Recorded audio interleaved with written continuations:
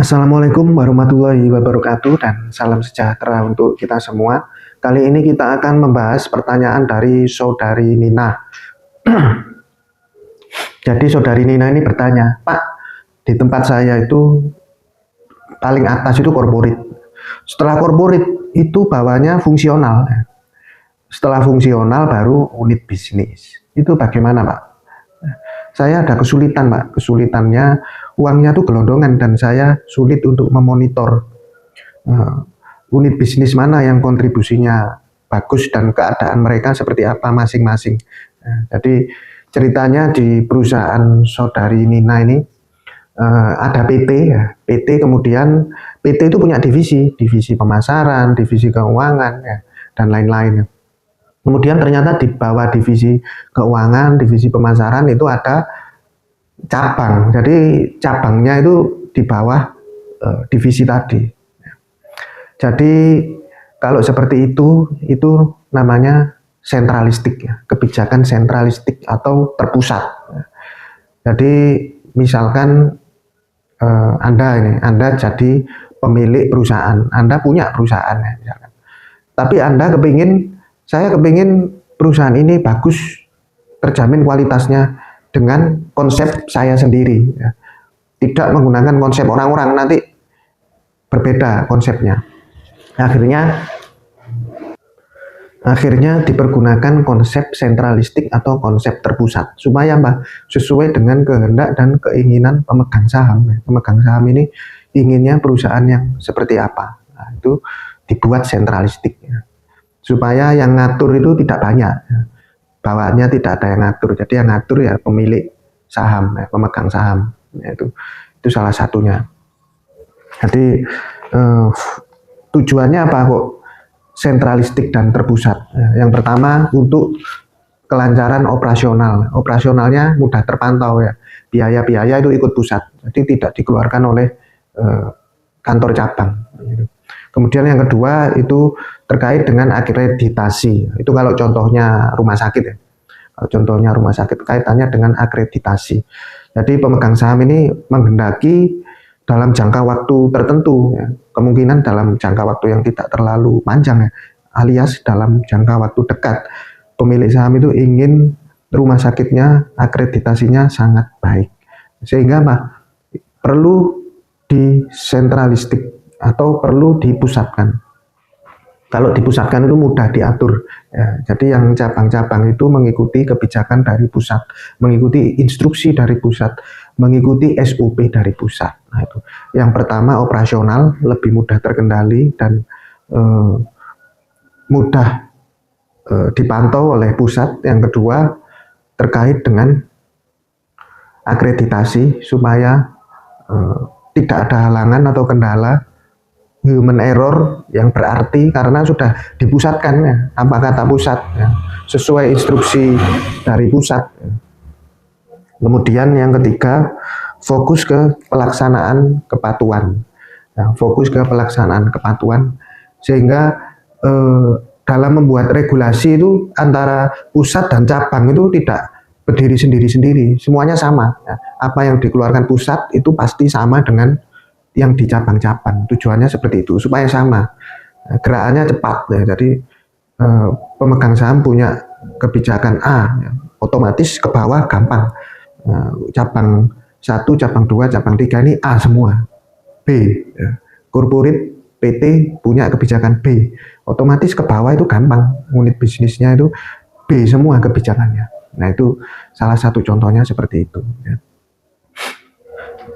Jadi kelebihannya apa? Kelebihannya kalau sentralistik seperti itu, nah, jadi ini bukan soal benar atau salah ya, tapi ini sesuai kebijakan masing-masing. Kalau strukturnya seperti itu, berarti itu masuk ke sentralistik atau terpusat. Nah, karena apa? Jika cabang nanti diberi otonomi ya. Cabang nanti kalau diberi otonomi, dia punya laporan keuangan sendiri ya.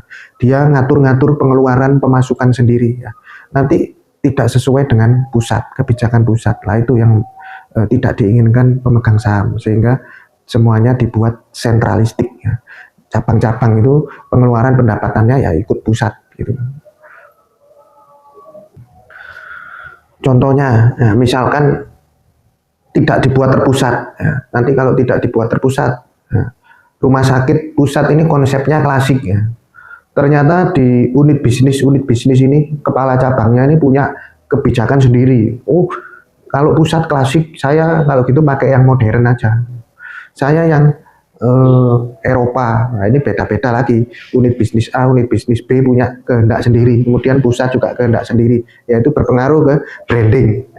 Nanti berpengaruh ke branding akhirnya. Tidak jalan. Brandingnya rumah sakit ini sebetulnya apa? Yang pusat klasik, yang unit bisnis A ini modern, unit bisnis B Eropa ini bingung. Akhirnya konsumen ini mengidentifikasi brandingnya ini agak kesulitan. Kecuali kalau di pusat klasik, konsepnya klasik, ya, kemudian di bawah rumah sakit, klinik, itu anak bisnisnya semuanya klasik semua. Jadi pelanggan atau konsumen atau masyarakat itu lebih mudah mengenali. Oh, rumah sakit ini itu berarti pasti konsepnya klasik atau misalnya seperti di rumah sendiri misalnya. Tidak yang terlalu modern sehingga seakan-akan bukan rumah sendiri tapi di rumah sakit ya. Tapi kalau konsepnya ada yang klasik itu seperti di rumah sendiri lah, itu terserah pemegang saham punya kebijakan sendiri ya.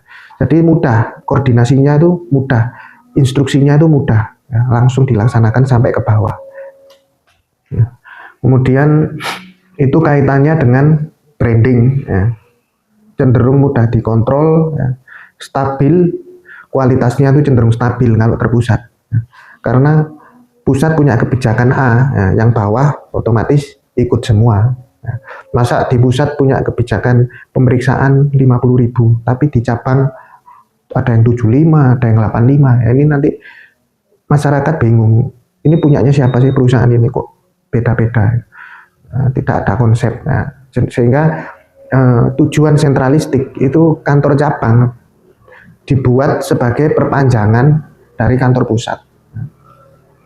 Kenapa Pak kok kantor cabang dibuat perpanjangan dari kantor pusat? Ya karena kebijakannya tetap ikut ke pusat ya. Konsep-konsepnya semua ikut pusat, keuangan ikut pusat, pengeluaran pendapatan ikut pusat.